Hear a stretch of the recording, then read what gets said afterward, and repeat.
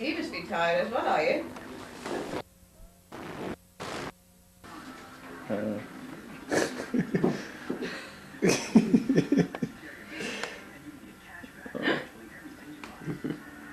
Michael, don't make a face at a poor little thing. First sign is of his grandfather making ugly faces. Well, I told him that he probably would, and also that he'd probably sing him a variety of songs. What should we sing? That were inappropriate. What should we sing? Yeah, let's sing a song, please. What should we sing? No, don't sing the song. Auntie Mary kept a canary up the leg of her drawers. When she farted down, it darted down the leg of her drawers.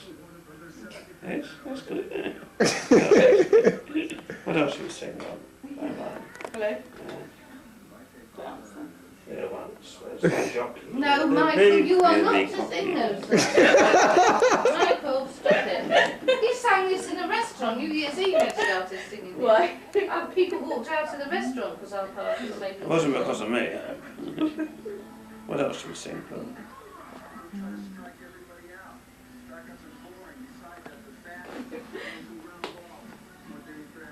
What do you want to sing?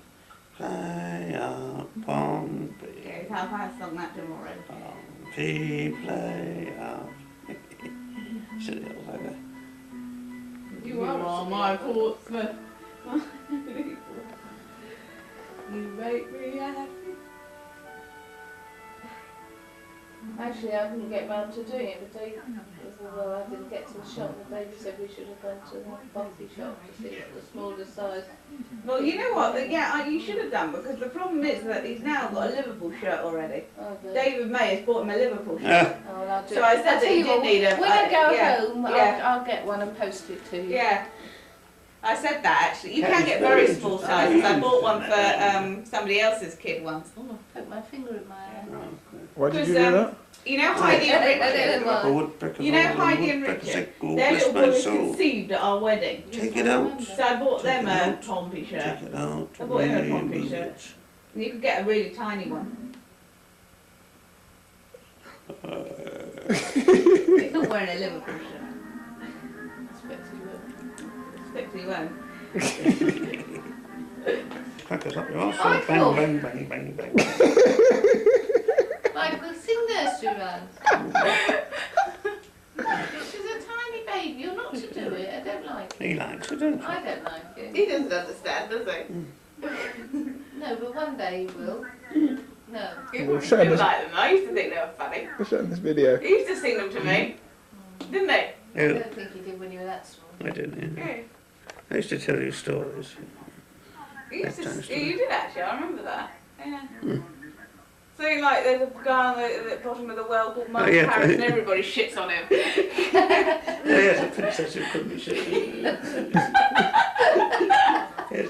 Okay, we have to go on for hours. Or is it a princess who couldn't shit? Yeah.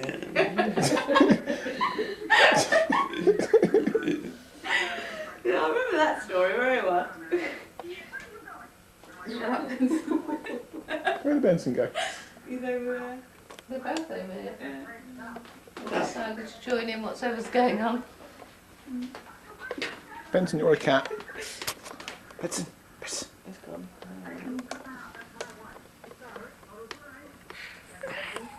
Get up. What's that? What are you laughing at? You think it's funny? Come on.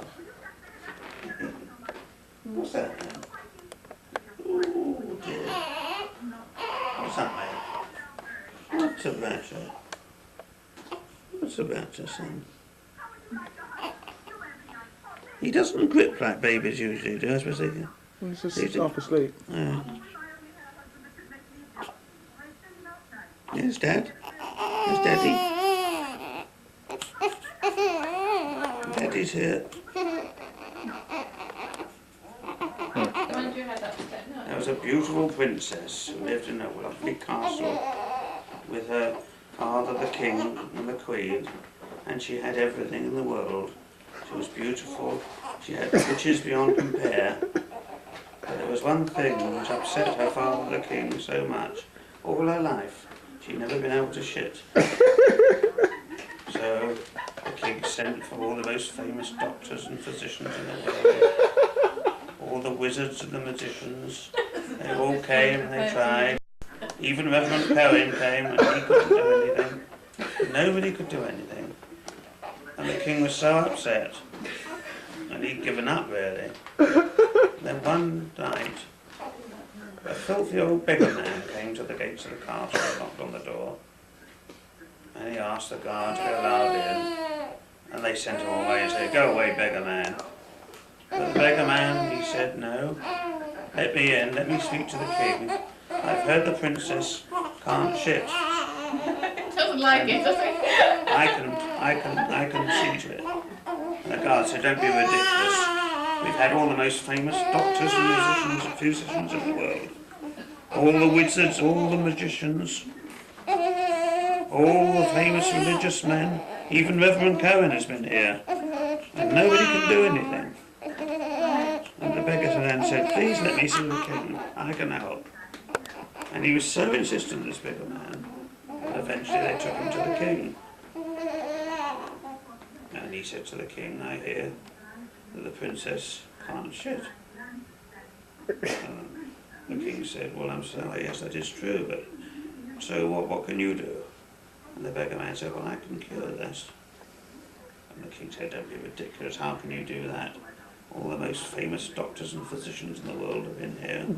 All the wizards and the magicians, the chief rabbi, Reverend Cohen, everybody's been here. And nothing happens, we can't do anything." And the beggar man said, "I can help you, but you've got to trust me. And she will have to come with me on a long journey. You can send a retinue of soldiers, she'll be quite safe, but she's got to come a long way."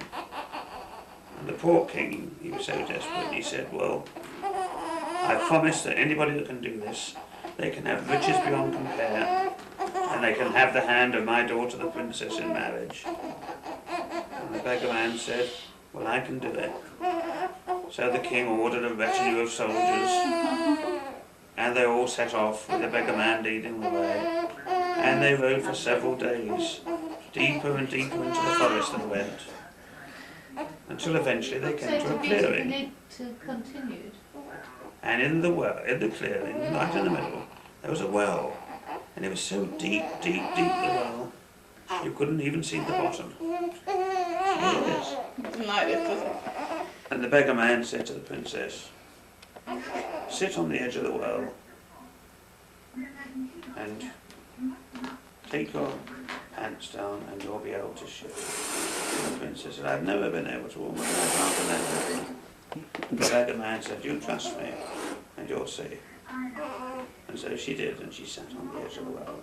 And you know, she shat and she shat and she shat, and she filled up the well. And that was wonderful. So they rode back to the king, and the king was so thrilled and excited, he called the beggar man to him and he said, "You've done what nobody else could do.